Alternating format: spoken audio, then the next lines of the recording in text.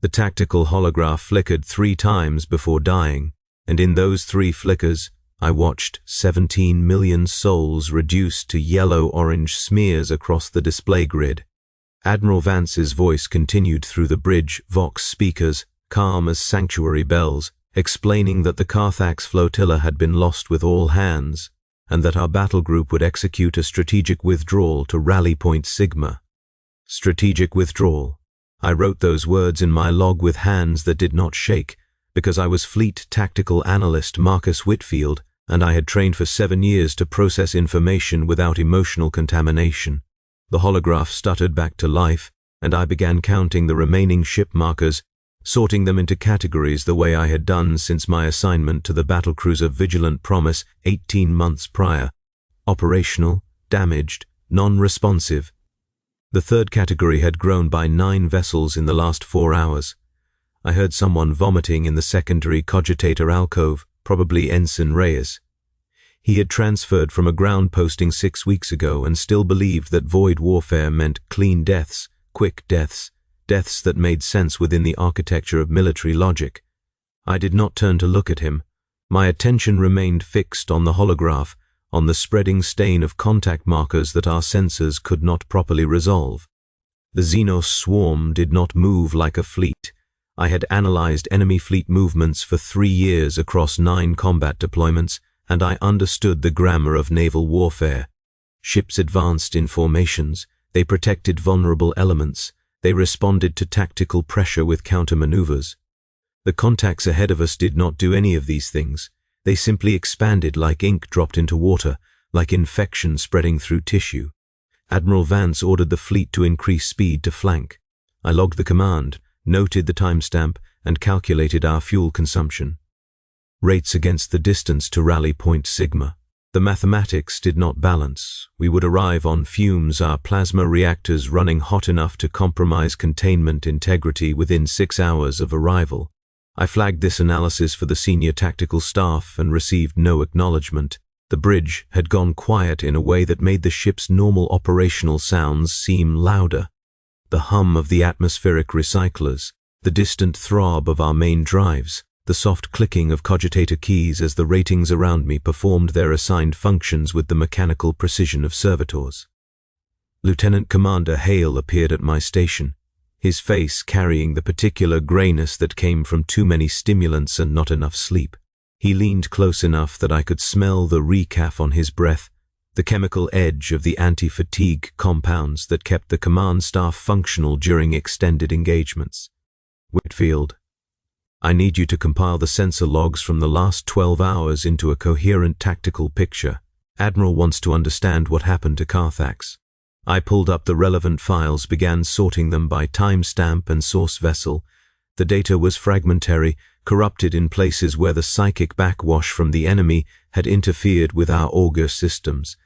I had learned over the past 3 days that the Xenos biomass generated some form of interference that degraded our targeting solutions and turned our long-range scans into meaningless static. The Munitorum briefings had not mentioned this. The Munitorum briefings had described the Great Devourer as a conventional military threat, quantifiable in terms of vessel tonnage and projected boarding strength, reducible to the familiar calculus of guns and armor and tactical doctrine. The Munitorum briefings had been wrong about everything. I worked through the data, reconstructing the Carthax flotilla's final hours from the automated telemetry that had survived transmission to our flagship. Commodore Harkin had done everything correctly. He had maintained formation discipline. He had concentrated his Lance batteries on the largest enemy bioconstructs. He had deployed his fighter wings in defensive screens and held his torpedo reserves for optimal firing solutions. I watched his fleet die in slow motion, the sensor ghosts of his ships winking out one by one, as the swarm overwhelmed his defensive perimeters and began the systematic consumption of everything he had built his career to protect. The last transmission from the Carthax flagship was a burst of corrupted data that my cogitator passed as a partial distress call. The words that emerged from the static were, "They do not stop. They do not negotiate. They only..." The transmission ended there, swallowed by interference that the log registered as organic in origin. I did not know what organic interference meant. I added the question to my growing list of things that required explanation and received none. Hale returned an hour later to collect my analysis. I handed him the data slate, watched him scan the summary page, watched the color drain from his face until he looked like a corpse animated by duty alone. This can't be accurate. You're showing casualty projections of 100%, I said. Given current engagement parameters and observed enemy tactical patterns, the Carthax flotilla had zero probability of survival once contact was initiated. Commodore Harkin's decisions were tactically sound. They simply did not matter. Hale stared at me. I recognized the expression. He wanted me to tell him I had made a mistake, that my analysis was flawed, that there was some variable I had failed to account for that would restore sense to a universe that had suddenly stopped making any. I could not give him what he wanted. The numbers were the numbers. The mathematics of extinction did not care about our preferences. Admiral Vance needs to see this, Hale said finally. Admiral Vance has already seen the same data. My analysis simply confirms what the raw telemetry makes obvious. We are not fighting a navy. We are not fighting an army. We are fighting a phenomenon that treats our military assets as food. Hale left without responding. I returned to my station, began compiling the next round of sensor data, and noticed that the ship's lighting had developed a slight flicker that had not been present when my shift began. Probably minor damage from the debris field we had passed through 6 hours ago, when the leading edge of the swarm had caught our rearguard and devoured 3 escort frigates before we could break contact. I logged the observation, flagged it for engineering review, and continued my work. The survivor arrived on our ship 2 days later. We pulled her from the wreckage of a shuttle that had somehow escaped the destruction of the transport vessel Golden Compact. Her name was Petty Officer Diana Marsh, according to the identification tags welded to her void suit, and she had been floating in the debris field for approximately 16 hours before our search teams found her. Medical reported that she was suffering from severe dehydration, mild void exposure, and psychological trauma consistent with witnessing mass casualty events. They sedated her and placed her in the infirmary isolation ward, standard procedure for personnel recovered from enemy action zones. I learned about her existence from the duty roster, which flagged all new personnel additions for security review. Standard procedure required a tactical debriefing within 24 hours of recovery, and since our primary intelligence officer had died with the Carthax flotilla, the task fell to me. I was not trained for interrogation. I was trained to analyze data, to find patterns in the chaos of combat, to translate raw information into actionable intelligence. Interviewing trauma survivors required skills I did not possess. I entered the infirmary isolation ward, carrying a data slate and a list of questions prepared by Lieutenant Commander Hale. The room smelled of antiseptic and recycled air, the sterile scent of Imperial medical facilities that I had encountered on a dozen different vessels across my career. Petty Officer Marsh sat upright in her bed, her eyes fixed on the viewport that showed the endless black between stars. She did not turn when I entered. She did not respond when I introduced myself and explained the purpose of my visit. Petty Officer Marsh, I need to ask you some questions about what happened to the Golden Compact. They don't see us, she said. Her voice was flat, toneless, stripped of the emotional inflection that human speech normally carried. We think they're hunting us. We think they're fighting us. They're not. They're just eating. We're not enemies to them. We're not anything to them. I recorded her words, noted the timestamp, added a flag indicating potential psychological instability. Can you describe the attack? How did the Xenos vessels approach your transport? Vessels, she laughed, a sound like metal scraping against metal. They're not vessels, they're mouths. Everything about them is mouths. The ships are mouths. The weapons are mouths. The boarding organisms are mouths inside mouths inside mouths. I watched them eat the hull. I watched them eat the atmosphere. I watched them eat my friends while my friends were still screaming, and none of it mattered because we were never anything except food waiting to be processed. I should have stopped the interview. I should have called for medical staff to administer additional sedation and flagged her testimony as unreliable. Instead, I asked the question that had been forming in my mind since the first contact reports arrived from the forward scout elements. The briefings described them as a Xenos race, an enemy civilization. Is that accurate? Marsh finally turned to look at me. Her eyes were wrong, not damaged, not infected, but wrong. In a way I could not articulate.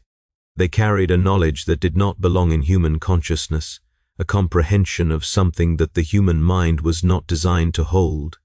Civilization implies intent, implies purpose beyond the biological, implies that they want something we could negotiate, something we could appease or defeat or outlast.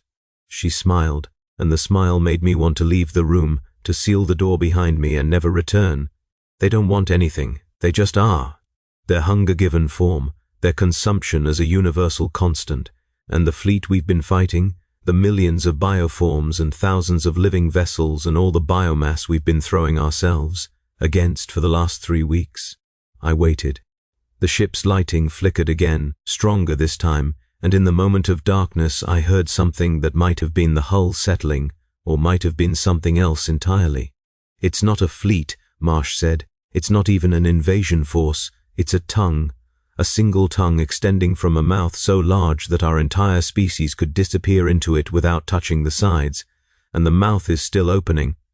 I left the infirmary with my data slate filled with testimony that I could not include in any official report. The things Marsh had described were not tactically useful, they were not actionable intelligence, they were simply horror distilled into words, and horror had no place in the clean mathematics of fleet operations.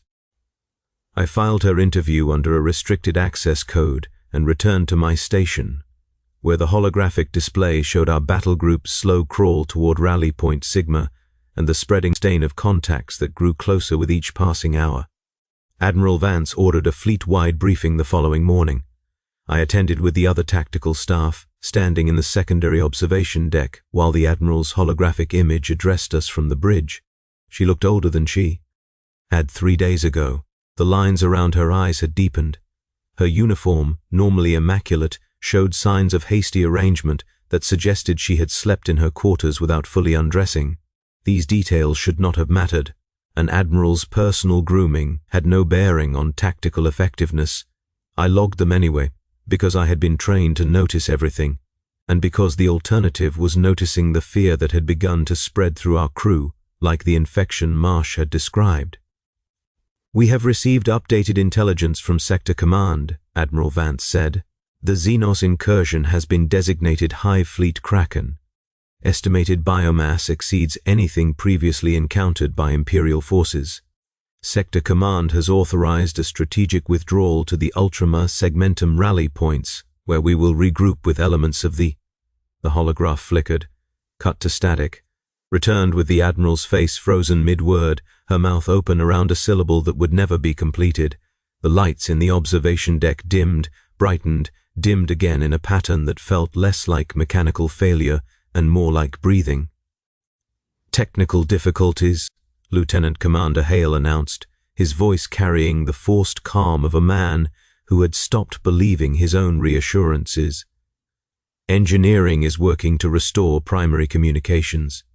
I excused myself from the briefing and returned to my station. The tactical holograph was still operational, still showing our fleet's position relative to the approaching swarm, and I began running calculations that I should have performed days ago. Not casualty projections, not fuel consumption estimates, simple geometry. The swarm had been pursuing us for 72 hours. In that time, it had accelerated twice, slowed once, and adjusted its heading by 3 degrees to intercept our modified course. These maneuvers required intelligence, required the ability to predict our movements and respond accordingly, required awareness of our existence as something other than passive food waiting to be consumed. Marsh had been wrong. The swarm did see us. It saw us the way a predator sees prey, adjusting its approach to compensate for our attempts at evasion.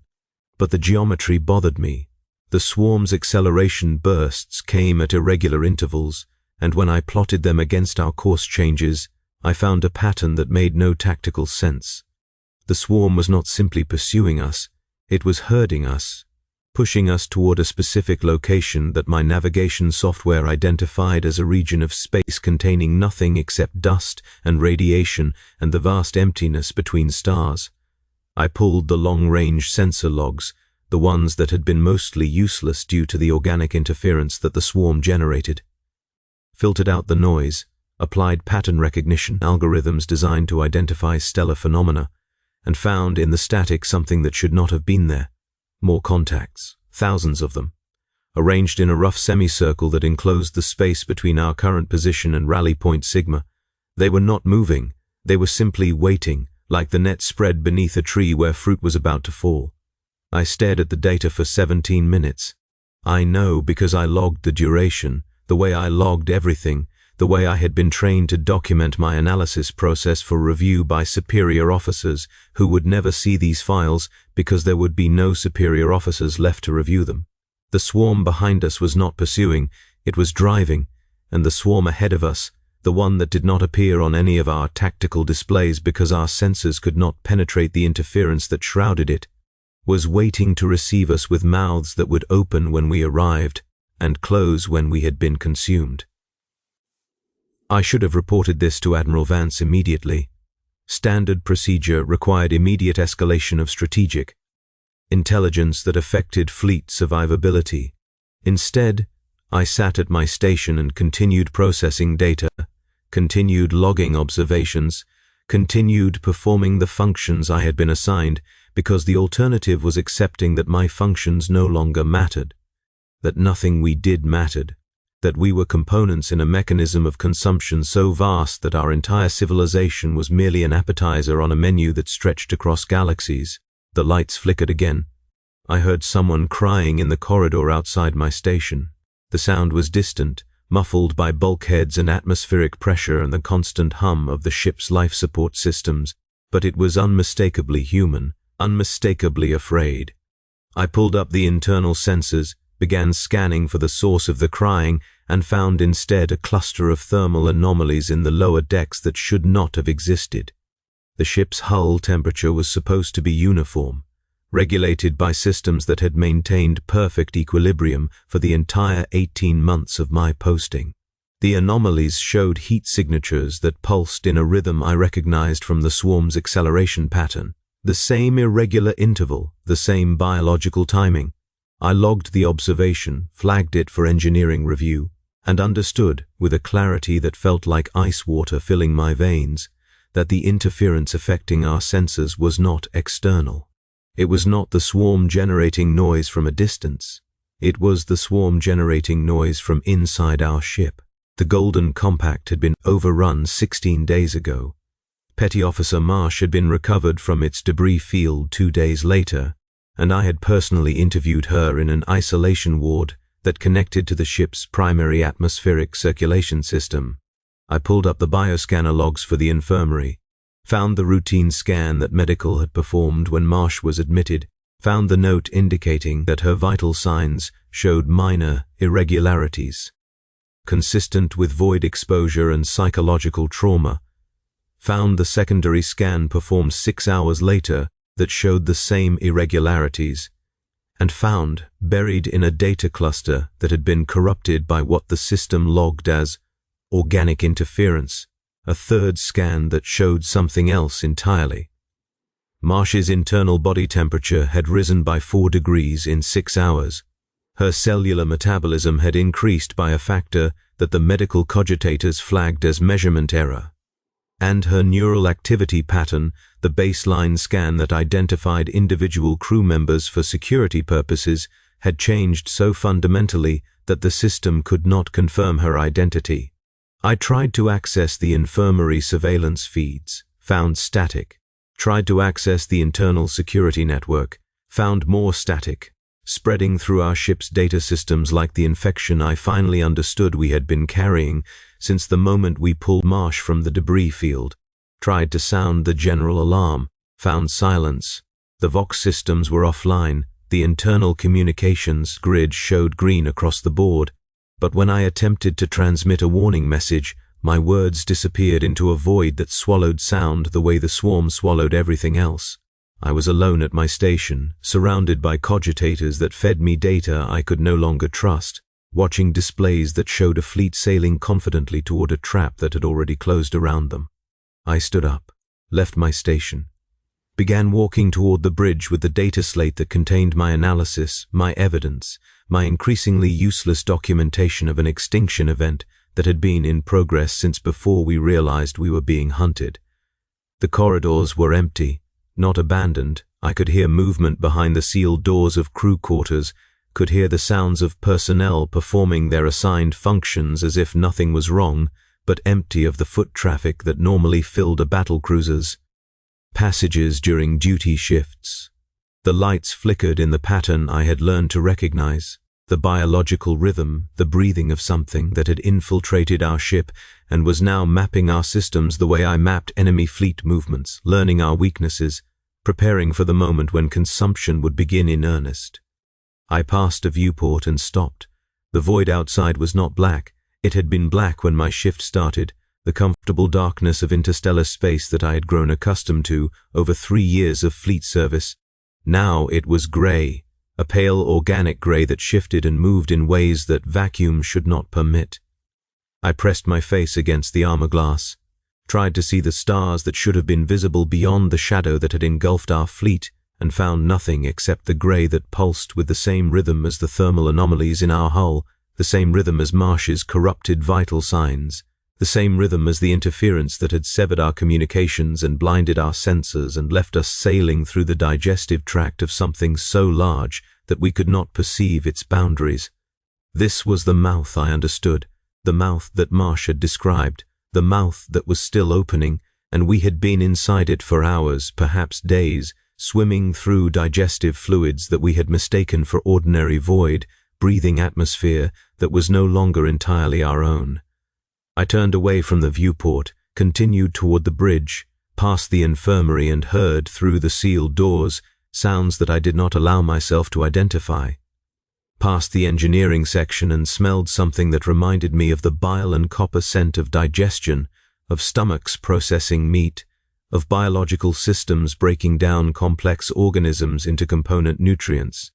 Past the armory and saw, through the narrow window in the sealed door, Petty Officer Diana Marsh standing in the center of the room with her arms raised toward the ceiling as if in prayer. She was not alone. The things surrounding her had been human once. I recognized uniforms, recognized faces, recognized the ship's armorer, the secondary weapons officer, 3 ratings whose names I could not recall but whose duty stations I had passed 100 times during my posting to this vessel. They stood in a circle around Marsh, their mouths open, their eyes fixed on nothing, their bodies trembling with the rhythm that had infected everything aboard our ship. And from their mouths came sounds that were not words, not screams, not any vocalization that human throats were designed to produce. They were harmonizing, singing in frequencies that made my bones ache, and my teeth hurt, and my eyes water with tears I could not explain. Marsh turned her head, saw me through the window, smiled with a face that was no longer entirely her own, that had begun to sprout structures along the jaw and forehead that looked like the beginning of a biological antenna, the beginning of a receiver designed to capture signals from a hive mind so vast that it stretched across the spaces between galaxies. I ran. The bridge was sealed when I arrived, the blast doors locked by a command I could not override, and through the small viewport I could see Admiral Vance standing at her command throne, with the same expression of terrible comprehension that I felt spreading across my own face. She saw me, saw the data slate I held, saw everything I had discovered written in the desperation of my posture and the fear in my eyes. She did not order the doors opened, she simply shook her head. I understood. The bridge was clean for now, the last compartment on the ship that had not been infiltrated by the infection spreading through our crew. Opening those doors would end that, would allow the corruption to reach the final holdout where command authority still resided. Admiral Vance was choosing to die with her senior officers in a sealed room rather than let the enemy complete its conquest of our vessel. I should have respected that choice, should have accepted my fate with the quiet dignity that the Imperial Navy expected of its personnel. Instead, I turned away from the bridge and began searching for another option, another path, another possibility that did not end with my consciousness being absorbed into a collective hunger that stretched across the void. I found it in the secondary shuttle bay. One launch remained operational, a single escape craft intended for Admiral Vance's personal use in the event of catastrophic ship loss, still sitting in its berth with fuel cells charged and life support systems active. I entered the bay, sealed the door behind me, and began the launch sequence with hands that shook so badly I had to attempt the authorization codes 3 times before the system accepted them. The shuttle lifted off as the first tendrils began forcing their way through the bay's atmospheric seals. I saw them through the shuttle's rear viewport, grey-purple structures that looked like vines and moved like fingers, reaching for my escape craft with a deliberation that made clear the intelligence behind them. They were not simply consuming, they were pursuing. They had identified me as prey attempting to escape the digestive tract, and they were responding the way any organism responded to food that refused to be eaten. I punched the shuttle's engines to full power, felt the craft shudder as it tore free of the vigilant Promise's failing gravity field, watched through the viewport as my ship, my home for 18 months, the vessel where I had learned my craft and built my career and believed I would serve until death or promotion ended my posting, began to dissolve. It did not explode, did not break apart under enemy fire. The hull simply softened, like flesh melting in acid, like metal returning to the organic state from which it had been refined. I saw the bridge section collapse inward, saw the drive section rupture, and spill plasma into the digestive void, saw the tiny figures of crew members who had escaped the initial infection being plucked from the wreckage by appendages that emerged from the grey mist surrounding us. And then I saw the rest of the fleet. The other ships had not fared any better. Some were already gone, reduced to debris fields that the swarm processed with mechanical efficiency. Others were in the process of dissolution, their proud Imperial lines softening into organic curves as the consumption proceeded. A few, the newer vessels, the ones with stronger hulls and better atmospheric seals, were still fighting, still firing weapons into a void that simply absorbed their ordnance and grew stronger from the energy they expended.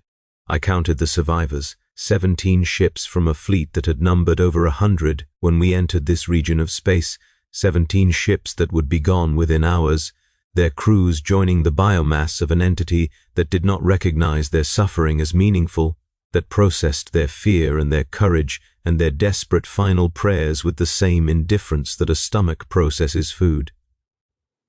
My shuttle's navigation system showed Rally Point Sigma as an option, still showed the route, the fuel calculations, the estimated arrival time. The system did not understand that Rally Point Sigma no longer existed, that the coordinates it was offering me led directly into the waiting swarm, that the entire sector had been compromised by an enemy that did not fight the way we had been trained to expect. I changed course, not toward the rally point, not toward any Imperial installation or fleet anchorage or planetary system where I might find help. I aimed my shuttle at the edge of the interference field, at the boundary of the swarm's sensory range, at the void beyond the void where the stars still shone and the darkness was simply darkness and not the interior of a creature's digestive system.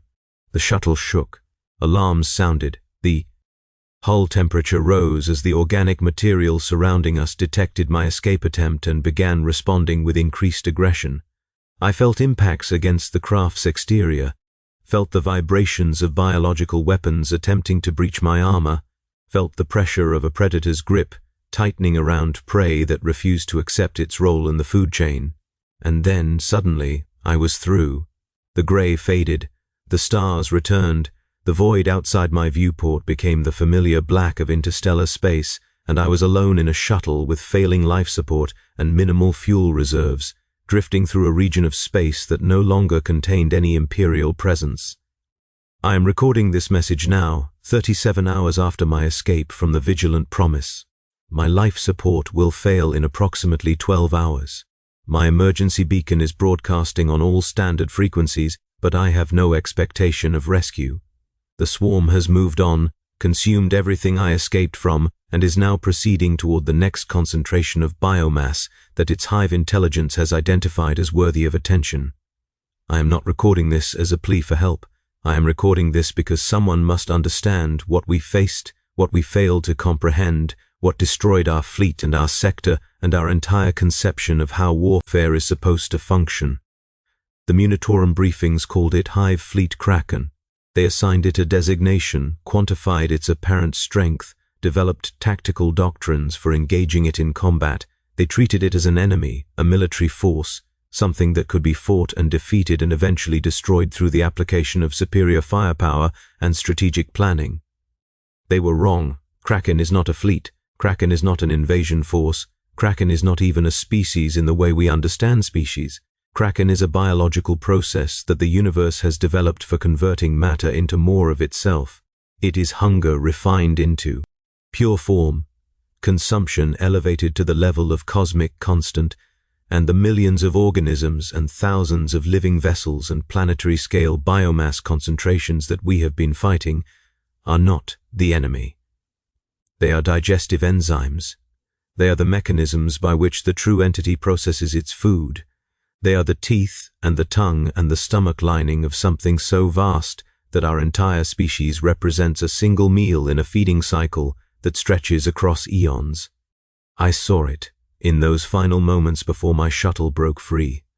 I saw beyond the swarm, beyond the individual bioconstructs, beyond the tactical map that my training had taught me to construct from sensor data and combat reports.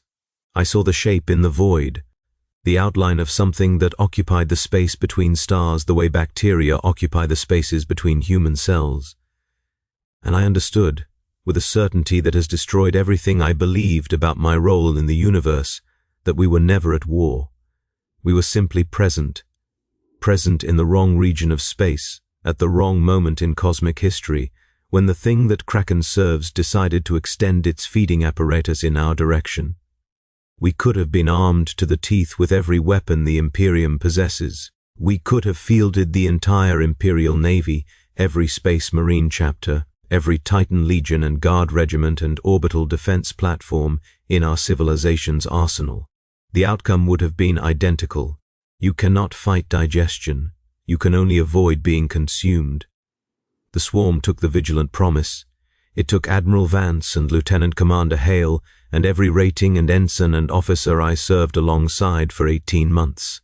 It took Petty Officer Marsh, who had already been taken before we pulled her from the debris field. It took my career, my purpose, my understanding of what it meant to serve the Imperium in military capacity, and in exchange it gave me this, the knowledge that our greatest enemy is not something we can defeat, that the darkness between stars is not empty, that the universe contains processes and entities and forces that treat human civilization the way human civilization treats bacteria.